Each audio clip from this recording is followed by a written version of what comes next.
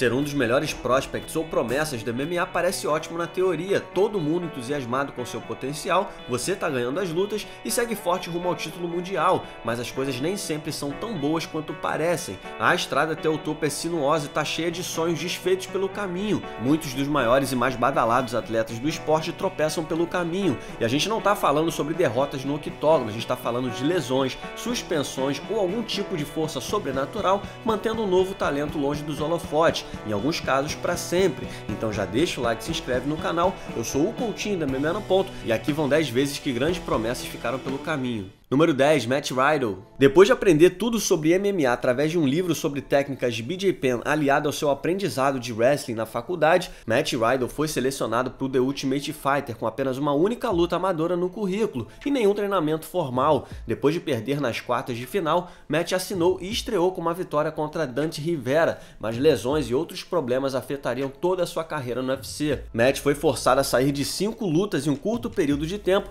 por causa de lesões, incluindo uma geladeira de 9 meses, além de ter passado mal antes de enfrentar Luiz Beição no UFC 141.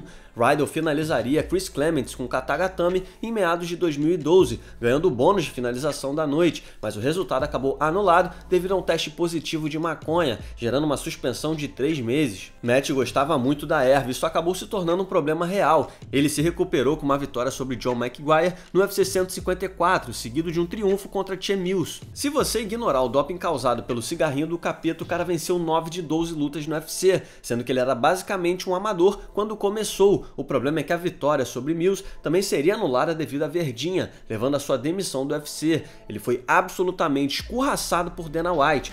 You're so weak-minded and so addicted to marijuana that you couldn't stay off it enough to pass a drug test 3 times a year. Well, guess what, dummy?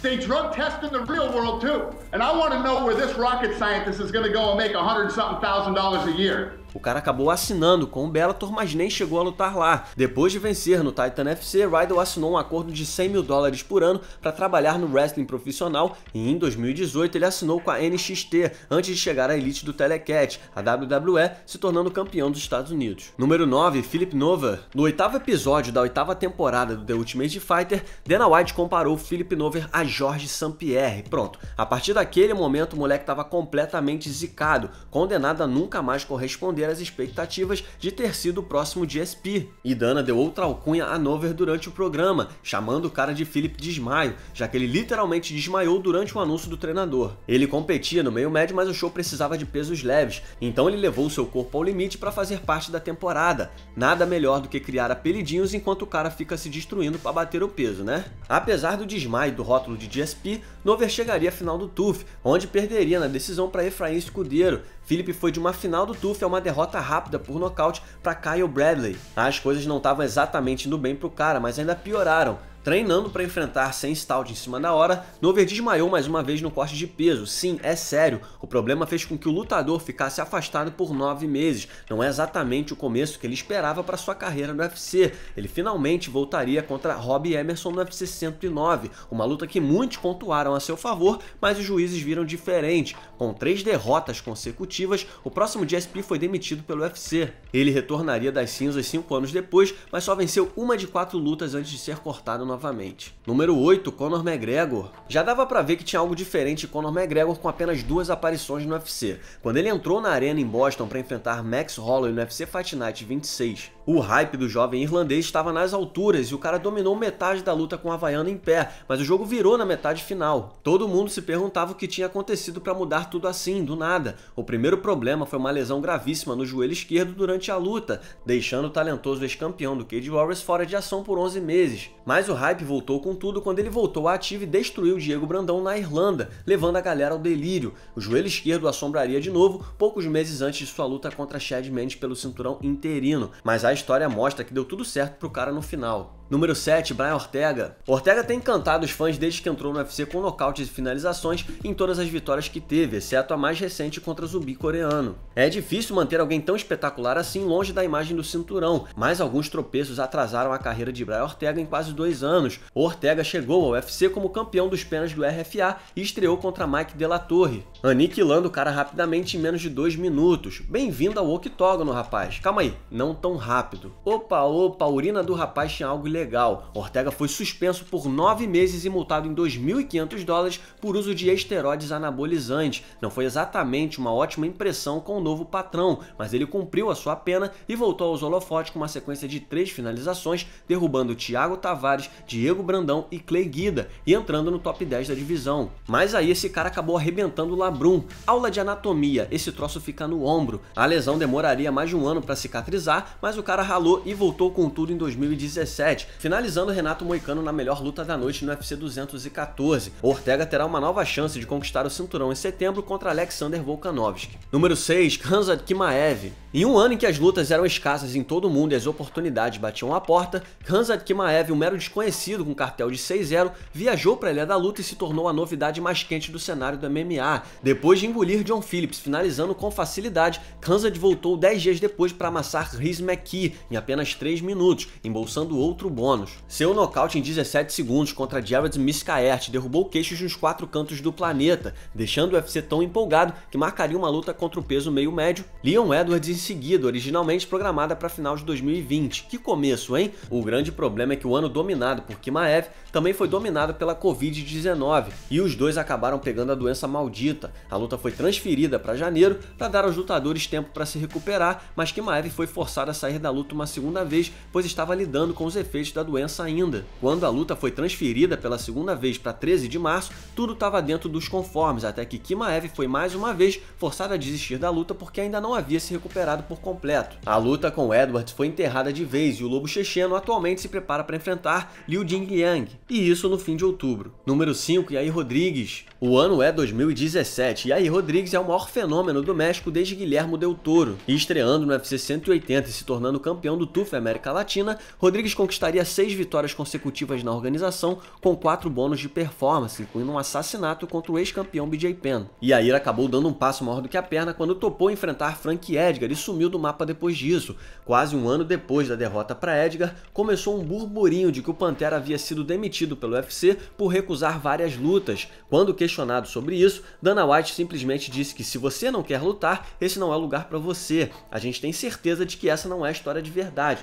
mas as coisas estranhamente se resolveram e o cara estava de volta 3 semanas depois. E se já estava feio pro cara, ele ainda foi forçado a sair da luta contra Zabit Magomedsharipov no UFC 228, devido a uma lesão. Ele ficou um tempão longe, mas voltou num clássico histórico contra o zumbi coreano, com grande nocaute de todos os tempos. Número 4, Sean O'Malley. Um dos destaques do Contender Series devido a uma vitória por nocaute no primeiro round sobre Alfred Kanshakian, Sean O'Malley continuou a todo vapor após vencer sua estreia e sua segunda luta na UFC contra André Sokantar, ganhando o bônus de luta da noite após 3 empolgantes rounds, onde O'Malley tentou de tudo, apesar de uma grave lesão no pé, mas não conseguiu nocautear o cara. Esse moleque viralizou após conceder uma entrevista sentado no chão, onde disse a Joe Rogan que o amava. O'Malley era interessante em todos os sentidos e tinha tudo para se tornar uma grande estrela do esporte, e tudo levava a crer que sua ascensão seria rápida, mas aí o cara caiu no doping antes do UFC 229, testando positivo para ostarina, que fez muitas vítimas em suplementos contaminados. Uma suspensão de 6 meses atrasou o Sugar Show e O'Malley estava pronto para lutar novamente um tempo depois contra Marlon Vera, mas o cara falhou em outro teste, os fatídicos picogramas pulsantes tipos de John Jones. Ao contrário do campeão, porém, Sean não era importante o suficiente para escapar do gancho e levou mais 9 meses nas costas. Depois de 2 anos inteiros longe da jaula, O'Malley voltou e perdeu para Marlon Vera numa luta meio estranha,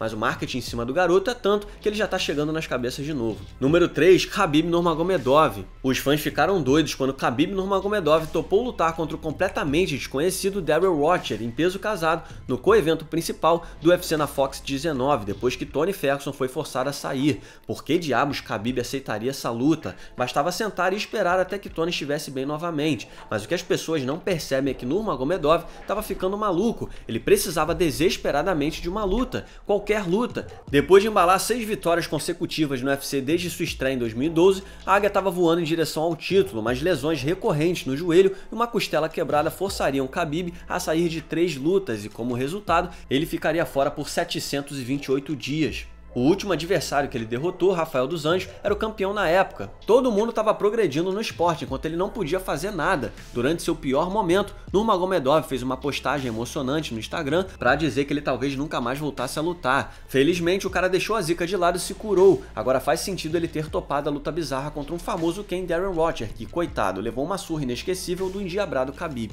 Número 2, zumbi coreano. O zumbi coreano só tinha 3 lutas no UFC, mas já estava começando a fazer barulho. Após derrotas consecutivas no WEC, sendo uma delas um garfo épico contra Leonard Garcia, Chan Sung-yun vingou essa derrota em sua estreia no UFC com um twister, a primeira finalização desse tipo na história do UFC. Ele seguiu embalado ao atropelar o ex-desafiante ao título Mark Hominick em apenas 7 segundos antes de finalizar Dustin Poirier em seguida, botando o diamante para dormir. Todas as 3 vitórias renderiam a ele um bônus de performance e o credenciariam a uma luta pelo título contra um dos melhores lutadores peso por peso da época, o Rei do Rio, José Aldo. A luta aconteceu na Cidade Maravilhosa e estava começando a ficar interessante quando em um dos finais mais estranhos de todos os tempos, o zumbi deslocou o ombro jogando o overhand, provavelmente porque ele é um zumbi. E então o Aldo começou a chutar o ombro para que o árbitro encerrasse a luta. Não é demérito para ninguém perder para José Aldo em sua 4ª luta no UFC. O zumbi estava escalado para outra luta meses depois, mas foi forçado a servir o exército do seu país. Na Coreia do Sul, todos os homens de 18 a 28 anos devem cumprir o serviço militar obrigatório de 2 anos.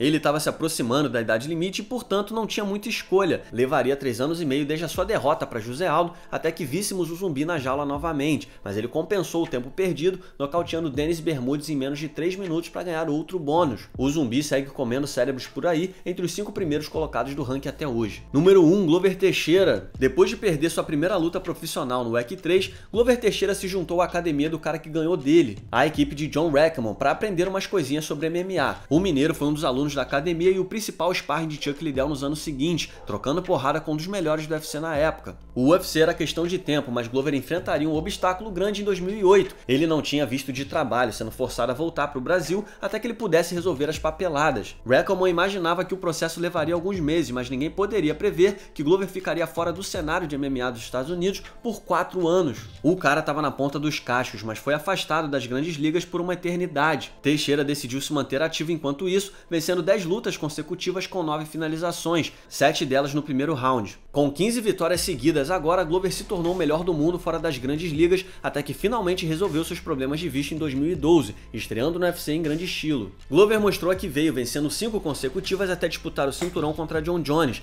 Ele perdeu, mas deu a volta por cima para ganhar outra oportunidade, agora contra o campeão Jan Blachowicz. E aqui vai um salve para Tommy Two Hold, que escreveu essa lista. Você pode seguir o Tommy no Twitter através do @Tommy2Hold. E um salve também para o Max Randall, que editou esse vídeo. Você pode seguir o Max no Twitter através do Max_Randall. Muito obrigado por assistir. Não se esqueça de deixar o like e se inscrever no canal. Nós temos sempre vídeos semanais por aqui. Deixe também o seu comentário sobre o vídeo logo abaixo e siga-nos nas redes sociais. Muito obrigado mais uma vez e até o próximo vídeo.